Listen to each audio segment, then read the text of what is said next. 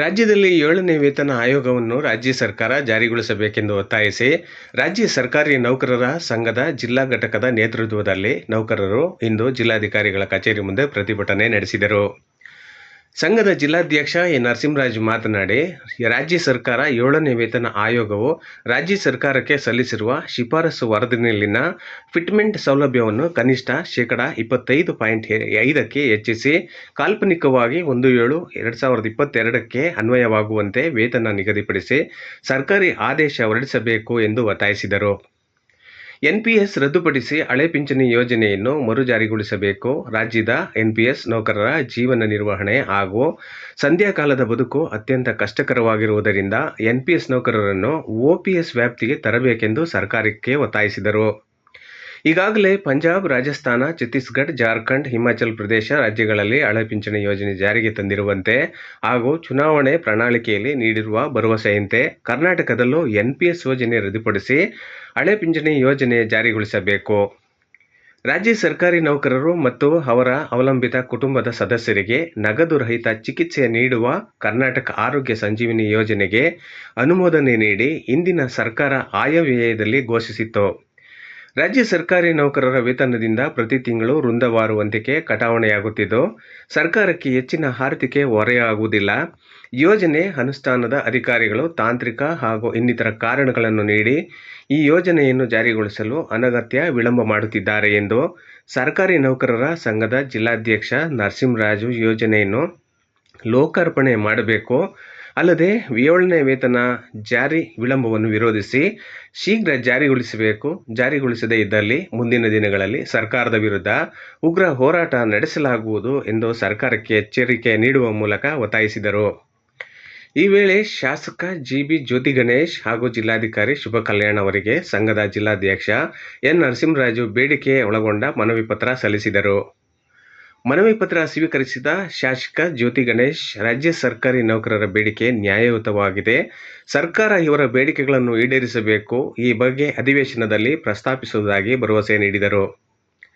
ಪ್ರತಿಭಟನೆಯಲ್ಲಿ ಸಂಘದ ಜಿಲ್ಲಾ ಕಾರ್ಯದರ್ಶಿ ಟಿಎನ್ ಜಗದೀಶ್, ಖಜಾಂಚಿ ಲಕ್ಷ್ಮಣ್ ಹಾಗೂ ಜಯಪ್ರಕಾಶ್ ನಾರಾಯಣ್, ಪದಾಧಿಕಾರಿಗಳು, ವಿವಿಧ ಇಲಾಖೆಯ ನೌಕರರು ಪ್ರತಿಭಟನೆಯಲ್ಲಿ ಭಾಗವಹಿಸಿದ್ದರು. ಕರ್ನಾಟಕ ರಾಜ್ಯ ಸರ್ಕಾರ ನೌಕರ ಸಂಘ ಬೆಂಗಳೂರು ಮಾನ್ಯ ರಾಜ್ಯಾಧ್ಯಕ್ಷರು ಕಳೆದ ವಾರ ಚಿಕ್ಕಮಗಳೂರಿನಲ್ಲಿ ನಡೆದಂಥ ರಾಜ್ಯ ಕಾರ್ಯಕಾರಿಣಿ ಸಮಿತಿ ಸಭೆಯಲ್ಲಿ ಇಡೀ ರಾಜ್ಯದ 31 ಜಿಲ್ಲೆಯ 183 ತಾಲೂಕಿನ ತಾಲೂಕಾಧ್ಯಕ್ಷರು, ಜಿಲ್ಲಾಧ್ಯಕ್ಷರು ಸಭೆ ಸೇರ್ತಾರಲ್ಲಿ. ಜೊತೆಗೆ ಅಲ್ಲಿಯ ಖಜಾಂಚಿಗಳಿರ್ಬೋದು, ರಾಜ್ಯ ಸದಸ್ಯರಿರ್ಬೋದು, ಇವರ ಎಲ್ಲರ ಸಮ್ಮುಖದಲ್ಲಿ ನಡೆದಂತಹ ಮಾತಾಡೋ ದಯವಿಟ್ಟು ಕೂತು ಮಾಡಿ ಹಿಂದೆ ಹೋಗ್ಬಿಟ್ಟಿಲ್ಲ. ಆಫೀಸ್ ಕೂತ್ಕೊಳ್ಳಿ, ಅದರ ಜಾಗ ಫ್ಯಾನ್ ಇದೆ, ಟೇಬಲ್ ಇದೆ, ಕುರ್ಚಿ ಇದೆ.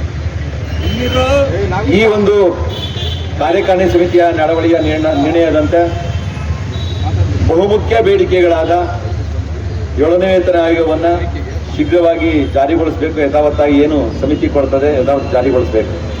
ಎರಡನೇದು NPS ರದ್ದಾಗಿ OPS ಜಾರಿ ಆಗಬೇಕು. ಇದು ಕೂಡ ಹೆಚ್ಚಿನ ಸಂಖ್ಯೆಯಲ್ಲಿ ಇದ್ದೀರಾ ನೀವು.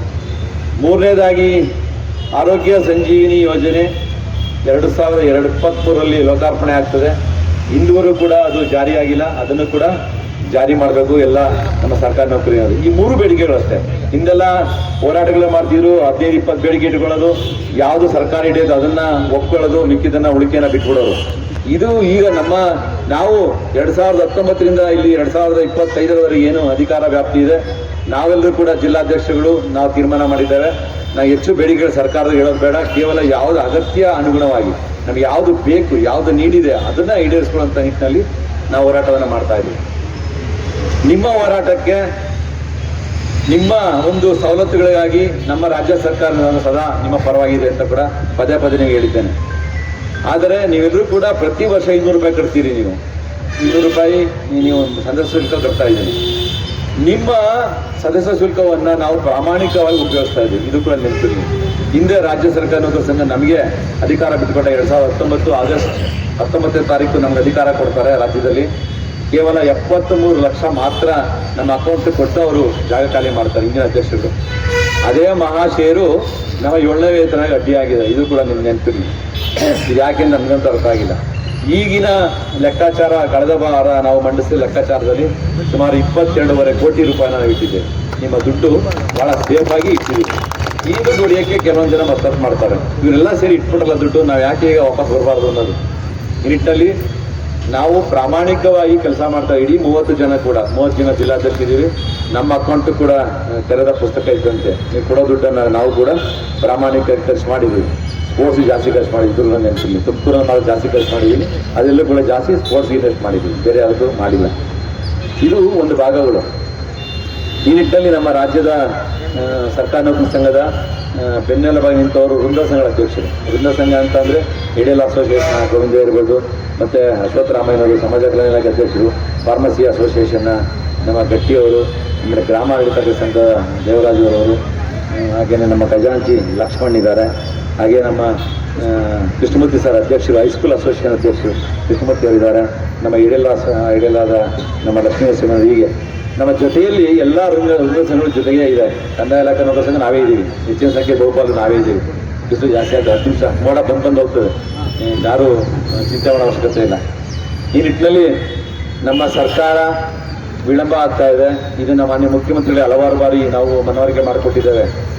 ಕಳೆದ ನೀವೆಲ್ಲರೂ ಕೂಡ ಜೊತೆ ಬಂದಿದ್ರಿ, ಬೆಂಗಳೂರು ಪ್ಯಾಲೇಸ್ ಗ್ರೌಂಡ್ ನೀವೆಲ್ಲ ಕೂಡ ಸಮಕ್ಷಮದಲ್ಲಿ ಹೇಳಿದರು, ಚುನಾವಣೆ ಆದ ತಕ್ಷಣ ನಾವು ನಿಮ್ಮ ಬೇಡಿಕೆಯನ್ನು ಈಡೇರಿಸ್ತೀವಿ ಅಂತೇಳಿ. ಚುನಾವಣೆ ಮುಗೀತು, ನೀತಿ ಸಮಿತಿ ಜಾರಿ ಮುಗೀತು, ಆದರೂ ಕೂಡ ಸರ್ಕಾರ ನಮ್ಮ ಕಡೆ ಗಮನ ಹರಿಸಲಿಲ್ಲ. ಹಲವಾರು TV ಚಾನಲ್ ಕ್ಯಾಮ್ರಾ ಇಟ್ಟಾಗ ಹೇಳಿದ್ರು, ಆಯ್ತಪ್ಪ ನೋಡ್ತೀನಿ ಅಂತಾರೆ ಹೊರತು ಯಾವುದೂ ಕೂಡ ನಿಖರವಾಗಿ ಹೇಳಲಿಲ್ಲ. ಕಳೆದ 2 ವಾರದ ಹಿಂದುಗಡೆ ನಮ್ಮ ರಾಜ್ಯಾಧ್ಯಕ್ಷರ ನೇತೃತ್ವದ ಒಂದು ಟೀಮು ಮಾನ್ಯ ಮುಖ್ಯಮಂತ್ರಿಗಳು ಭೇಟಿ ಮಾಡ್ತಾರೆ. ಭೇಟಿ ಮಾಡಿ ನಮ್ಮ ಬೇಡಿಕೆ ಈಡೇರದೆ ಹೋದರೆ ನಾವು ಮುಂದಿನ ತೀರ್ಮಾನ ಕೈಗೊಳ್ತೀವಿ ಸರ್ ಅಂತೇಳಿ. ನಿಮ್ಮ ತೀರ್ಮಾನ ಏನಿಲ್ಲಪ್ಪ ಕೊಡ್ತೀನಿ ಅಂತ ಮತ್ತೆ ಮಾಡಿದ್ರು. 1 ತಿಂಗಳು ಮತ್ತೆ ಇದುವರೆಗೂ 7ನೇ ವೇತನ ಜಾರಿ ಮಾಡೋದಕ್ಕೆ ವರದಿಯನ್ನು ಕೊಟ್ಟು 19 ಜಾರಿ ಮಾಡೋದಕ್ಕೆ 19 ತಿಂಗಳು ತೊಗೊಂಡಿದ್ದಾರೆ. ಇದು ಇತಿಹಾಸದಲ್ಲೆಲ್ಲ 5ನೇ ವೇತನ ಆಯೋಗ ಇರ್ಬೋದು, 6ನೇ ವೇತನ ಆಯೋಗ ಇರ್ಬೋದು, ಯಾವುದೂ ಕೂಡ 10 ತಿಂಗಳ ಮೇಲೆ ದಾಟಿರಲಿಲ್ಲ.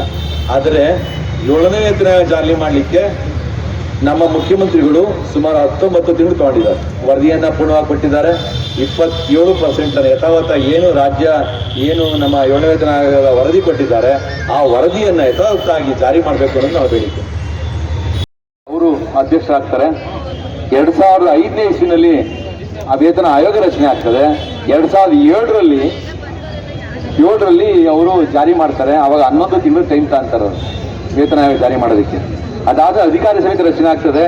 ಸುಬೀರ್ ಸಿಂಗ್ ಅಂತೇಳಿ ಮುಖ್ಯ ಹೆಚ್ಚುವರಿ ಕಾರ್ಯದರ್ಶಿ ಆಯುಕ್ತರು ಅವರು ಆಗ್ತದೆ. 2011ರಲ್ಲಿ ವೇತನ ಆಯೋಗ ರಚನೆ ಆಗ್ತದೆ. 2012ರಲ್ಲಿ ಅದು ಜಾರಿ ಆಗ್ತದೆ. ಕೇವಲ 10 ತಿಂಗಳಲ್ಲಿ 6ನೇ ವೇತನ ಆಯೋಗ ನಮಗೆ ಕೊಡ್ತಾರೆ. ತದನಂತರ ಇದೇ ಮಾನ್ಯ ಮುಖ್ಯಮಂತ್ರಿ ಸಿದ್ದರಾಮಯ್ಯ ನೇತೃತ್ವದಲ್ಲಿ ಸರ್ಕಾರ ರಚನೆ ಆಗ್ತದೆ. 6ನೇ ವೇತನ ಆಯೋಗ ರಚನೆ ಆಗ್ತದೆ. MR ಶ್ರೀನಿವಾಸ ಮೂರ್ತಿ ಅದಕ್ಕೆ ಅಧ್ಯಕ್ಷ ಆಗ್ತಾರೆ. 1/6/2017 ಇಸ್ವಿನಲ್ಲಿ ವೇತನ ಆಯೋಗವನ್ನು ಜಾರಿ ಮಾಡ್ತಾರೆ, ಅಧ್ಯಕ್ಷನಾಗಿ ಮಾಡ್ತಾರೆ. 1/4/2018ರಲ್ಲಿ ಆ ವೇತನ ಆಯೋಗವನ್ನು ಜಾರಿ ಮಾಡ್ತಾರೆ. ಕೇವಲ 10 ತಿಂಗಳಲ್ಲಿ ನಮ್ಮ ಕೈ ಸೇರುತ್ತೆ. ಎಷ್ಟೋ ಜನ ತಗೊಂಡು ಇಲ್ಲೇ ಇದ್ದೀರಾ, 17 ಲಕ್ಷ ಎಲ್ಲ ಇದ್ದೀರಿ ನೀವು. ಕೇವಲ 10 ಮಂತ್ಸಲ್ಲಿ ನಮಗೆ ಕೊಡ್ತಾರೆ. ಆದರೆ ಈ 7ನೇ ವೇತನ ಆಯೋಗ ಜಾರಿ ಆಗಿದ್ದು ಸುಧಾಕರ್ ರಾವ್ ಅವರ ನೇತೃತ್ವದಲ್ಲಿ 19/11/2022 ಮತ್ತೊಮ್ಮೆ ಹೇಳ್ತೀನಿ, 19/11/2022ರಲ್ಲಿ ಈ ವೇತನ ಆಯೋಗ ಸುಧಾಕರ್ ಅಧ್ಯಕ್ಷರಿಗೆ ಜಾರಿ ಆಗ್ತದೆ. ವರದಿಯನ್ನು ಕಳೆದ ವಾರ ಕೊಡ್ತಾರೆ, 1-2 ತಿಂಗಳಿನಗಡೆ. ಇನ್ನೂ ಕೂಡ ಜಾರಿ ಆಗಿಲ್ಲ. ಈಗಾಗಲೇ 19 ತಿಂಗಳು ಕಳೆದು 20ನೇ ತಿಂಗಳಿಗೆ ಬಂದಿದೆ. ಇವರೇ ಮುಖ್ಯಮಂತ್ರಿ ಆಗ್ತಾರೆ 6ನೇ ವೇತನ ಆಯೋಗದಲ್ಲಿ. ಅವರು ಕೇವಲ 10 ಮಂತ್ಸಲ್ಲಿ ಕೊಡ್ತಾರೆ. ಯಾವ ಹೋರಾಟನೂ ಮಾಡಲಿಲ್ಲ, ಕೇವಲ ಮನವಿ ಕೊಟ್ಟಿದ್ವಿ. ಈಗ ಪ್ರತಿ ತಾಲೂಕು ಕೇಂದ್ರಗಳಲ್ಲಿ, ಪ್ರತಿ ಜಿಲ್ಲಾ ಕೇಂದ್ರಗಳಲ್ಲಿ ವಿರೋಧ ಪಕ್ಷದ ಶಾಸಕರಿಗೆ, ಆಡಳಿತ ಪಕ್ಷದ ಶಾಸಕರಿಗೆ, ಮಾನ್ಯ ಮುಖ್ಯಮಂತ್ರಿಗಳಿಗೆ ಕೊಟ್ಟಿದ್ವಿ ನಾವು. 2 ಡೇಸ್ ಬ್ಯಾಕು ಚಾಮರಾಜನಗರದಲ್ಲಿ ಅವರು ಪ್ರವಾಸ ಹೋಗ್ತಾರೆ. ಅಲ್ಲಿಯ ಅಧ್ಯಕ್ಷರು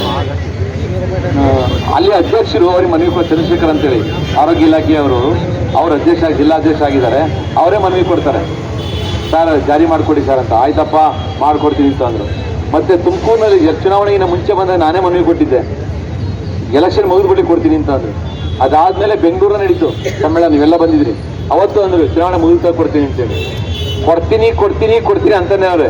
JP ಬರೋದು ಹೇಳ್ತೀವಿ, ಕೊಟ್ರಾ ಅಂತೇಳಿ. ಅವ್ರಿಗೆ ನಾವು ಕೊಟ್ರಾ ಅಂತ ಕೇಳೋದು, ಅವ್ರು ಕೊಟ್ಟಿಲ್ಲ ಅಂತ ಹೇಳೋದು. ಜನಗಳು ಉತ್ತರ ಹೇಳಿ ಸಾಕಾಗ್ಬಿಟ್ಟಿದೆ. ಎಷ್ಟು ಜನ ಗ್ರೂಪಲ್ಲಿ ಆಗ್ತಾರೆ ಅಂದರೆ, ಸೋಷಿಯಲ್ ಮೀಡಿಯಾ ಹೆಂಗಿದೆ ಗೊತ್ತಾ ನಮ್ಮ ಸರ್ಕಾರ ನೌಕರದು. ಯಾವ್ದಾರ ಜಿಲ್ಲೆಯಲ್ಲಿ ಫಾರ್ವರ್ಡ್ ಆಗೋದು ಹಾಕ್ಬಿಡ್ತಾರೆ ಐಸಿಡಿ ತಿನ್ನೋದು ಹಿಂಗೆ 7ನೇ ವೇತನ ಆಗೋದು ಅದನ್ನು ಹಾಕ್ತಾರೆ. ಅಧ್ಯಕ್ಷರೇ ಎಲ್ಲಿದ್ದೀರಾ ಅಂತ ಹಾಕ್ತಾರೆ, ಗೋವಿಂದ ಗೋವಿಂದ ಹಾಕ್ತಾರೆ. ಯಾಕೆ ಬರ್ತದ್ದು 7ನೇ ವೇತನ ಹೆಂಗ್ ಮಾಡ್ಕೊಂಡ್ಬಿಟ್ಟಾರೆ ಅಂದ್ರೆ ನನ್ನ ಆಟ ಸಮ ಮಾಡ್ಕೊಂಡ್ಬಿಟ್ಟಾರೆ ನಮ್ಮನ್ನ.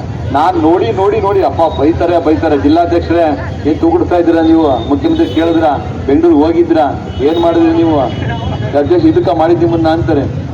ಏನು ಇವರೇ ನಾನು ಕೆಲಸರಲ್ಲೇ ನಿಂತಿರೋ ಮೇಲ್ಗಡೆ ಇರೋರು, ಇವ್ರು ಗೆಲ್ಸಿರೋದು ನಮ್ಮನ್ನ. ಅವ್ರೇನು ಹಾಕಿಲ್ಲ, ಅವ್ರು ನನ್ಗೆ ಹಾಕವ್ರೆ ಒಟ್ಟು ನಮ್ಮ ಇಲಾಖೆಯಲ್ಲಿ ಕಂದಾಯ ಇಲಾಖೆ ನಾನು ಗೆಲ್ಸಿದ್ದಾರೆ ಪಾಪ, ಎಲ್ಲ ಹಾಕಿದ್ದಾರೆ. 148 ಜನಕ್ಕೆ 146 ಜನ ಹಾಕವ್ರೆ, ಯಾರು ಇಬ್ಬರೇ ಹಾಕಿಲ್ಲ. ಅದು ಯಾವ್ದು ಇಬ್ರು ಹೇಳೋರು ಯಾರು ಅಂತ ಗೊತ್ತಿಲ್ಲ. ಮಾಡ್ತಾ ಇದ್ದೀವಿ, ಕೊಡದೇ ಹೋದ್ರಿ ಅಂತ ಹೇಳಿದ್ವಿ ಅಷ್ಟೇ. ಕೊಟ್ಟೆ ಸಂತೋಷ, ಅದನ್ನ ಮನವಿ ಕೊಡ್ತಾ ಇದ್ದೀನಿ ಮೇಡಮ್ಗೆ. Thank you madam. Hello Bharat Mata ಕಿ ಹಲೋ ಭಾರತ್ ಮಾತಾ ಕಿ ಏನೇ ಬರಲಿ ಬೇಕೇ ಬೇಕು ಥ್ಯಾಂಕ್ ಯು ಮೇಡಮ್. ಎಲ್ರಿಗೂ ನಮಸ್ಕಾರ. ಎಲ್ಲ ಚೆನ್ನಾಗಿದ್ದೀರಾ? ಓಕೆ, ಇದನ್ನು ನಾವು ಕಳಿಸ್ಕೊಡ್ತೀವಿ ಸರ್ಕಾರಕ್ಕೆ. Thank you. ಸರ್ಕಾರಿ ನೌಕರ ಸಂಘದಿಂದ ನಡೀತಿರುವಂಥ ಈ ಒಂದು ಬೇಡಿಕೆಗಳ ಒಂದು ಪ್ರತಿಭಟನೆ ಏನಿದೆ, ಹೋರಾಟ, ಈ ಸಂದರ್ಭದಲ್ಲಿ ಉಪಸ್ಥಿತಿಯಂಥ ನಮ್ಮ ಜಿಲ್ಲೆಯ ಅಧ್ಯಕ್ಷರು ಸ್ಪೋರ್ಟ್ಸ್ಮನ್ ಅವರು, ಆಮೇಲೆ ನಾವು ಸರ್ಕಾರಿ ನೌಕರು ಅಂತ ಹೇಳೋದು ಮಾನ್ಯ ನರಸಿಂಹರಾಜುರವರೇ, ಇಲ್ಲಿ ಉಪಸ್ಥಿತಿಯಂಥ ಎಲ್ಲ ಸರ್ಕಾರಿ ನೌಕರ ಸಂಘದ ಪದಾಧಿಕಾರಿಗಳ, ಮುಖ್ಯವಾಗಿ ಎಲ್ಲ ಆತ್ಮೀಯ ಸರ್ಕಾರಿ ನೌಕರರು, ಈ ಇರಾ ಕಾನ್ಸ್ಟಿಟ್ಯೂಷನಲ್ಲಿ ನೀವು ಒಂದು ಮೇಜರ್ ಪಾರ್ಟ್. ಜುಡಿಷಿಯರಿ, ಲೆಜಿಸ್ಲೇಚರ್ ಒಂದು ಕಡೆ ಆದರೆ ಎಕ್ಸಿಕ್ಯೂಟಿವ್ ನೀವೆಲ್ಲ ಇರೋವಂಥವ್ರು. ನೀವು ಕೂಡ ಈ ದೇಶದಲ್ಲಿ ಏನಾರ ಒಂದು ಎಫೆಕ್ಟ್ ತರಬೇಕು ಅಂದಾಗ ಅದನ್ನು ಕಾರ್ಯಾಂಗ ನೀವೇ ಅದನ್ನು ಎಫೆಕ್ಟ್ ತರುವಂಥವ್ರು. ಅದರಿಂದ ತಮ್ಮ ಒಂದು ಬೇಡಿಕೆ ಏನಿದೆ, ಇದು ಮುಂಚೆಯಿಂದನೂ ಕೂಡ ಇದೆ, ಈ 7th ಪೇ ಕಮಿಷನ್ ಏನಿದೆ ಅದು ತಮಗೆ ಈಡೇರಲಿ ಅಂತೇಳಿ ನಾವು ಕೂಡ ಜನಪ್ರತಿನಿಧಿಯಾಗಿ ಇದನ್ನು ನಾವು ಯಾವ ವೇದಿಕೆಯಲ್ಲಿ, ವಿಶೇಷವಾಗಿ ಸೋಮವಾರದಿಂದ ಶುರುವಾಗುವಂಥ ಒಂದು ಏನು ವಿಧಾನಸೌಧದ ಅಧಿವೇಶನದಲ್ಲೂ ಕೂಡ ನಿಮ್ಮ ಪರವಾಗಿ ನಾನು ಕೂಡ ಧ್ವನಿ ಎತ್ತುತ್ತೇನೆ ಅಂತ ಈ ಸಂದರ್ಭದಲ್ಲಿ ನಿಮ್ಮ ಒಂದು ಹೋರಾಟಕ್ಕೆ ಜಯವಾಗಲಿ. ಜನಕ್ಕೂ ಕೂಡ ಒಳ್ಳೆ ಕೆಲಸ ಮಾಡಲಿ, ಜನಕ್ಕೆ ಒಳ್ಳೆ ಕೆಲಸ ಮಾಡೋದಕ್ಕೆ ಸರ್ಕಾರಿ ನೌಕರು ನೀವು ನಿಮ್ಮ ಕುಟುಂಬನೂ ಕೂಡ ಚೆನ್ನಾಗಿರಬೇಕು. ಆದ್ದರಿಂದ ಈ ಒಂದು ಏನು ವೇತನ ಒಂದು ಹೈಕ್ ಕೇಳ್ತಿದ್ದಾರೆ 7th ಪೇ ಕಮಿಷನ್ ಇಂಪ್ಲಿಮೆಂಟ್ ಮಾಡಿ ಅಂತ, ಅದು ನಿಮ್ಗೆಲ್ಲರಿಗೂ ಕೂಡ ಆಗಲಿ, ನಿಮ್ಮ ಕುಟುಂಬದವ್ರು. ಯಾಕಂದರೆ ನೀವು ನೆಮ್ಮದಿ ಇದ್ದಾಗ ತಾನೇ ನೀವು ಚೆನ್ನಾಗಿ ಜನಕ್ಕೆ ಕೆಲಸ ಮಾಡ್ಬೋದು. ಆದ್ದರಿಂದ ನಿಮಗೆ ಆ ಒಂದು 7th ಪೇ ಕಮಿಷನ್ ಇಂಪ್ಲಿಮೆಂಟ್ ಆಗಲಿ ಅಂತ ನಾನು ಕೂಡ ನಿಮ್ಮ ಪರವಾಗಿ ಧ್ವನಿ ಎತ್ತುತ್ತೇನೆ. ನಿಮ್ಮೆಲ್ಲರಿಗೂ ಕೂಡ ಒಳ್ಳೆಯದಾಗಲಿ, ನಿಮ್ಮ ಬೇಡಿಕೆಗಳು ಕೂಡ ಈಡೇರೋದಕ್ಕೆ ನಾವು ಕೂಡ ಪ್ರಯತ್ನ ಮಾಡ್ತೀವಿ ಅಂತ ಈ ಸಂದರ್ಭದಲ್ಲಿ ಹೇಳಕ್ಕೆ ಇಷ್ಟಪಡ್ತೀನಿ.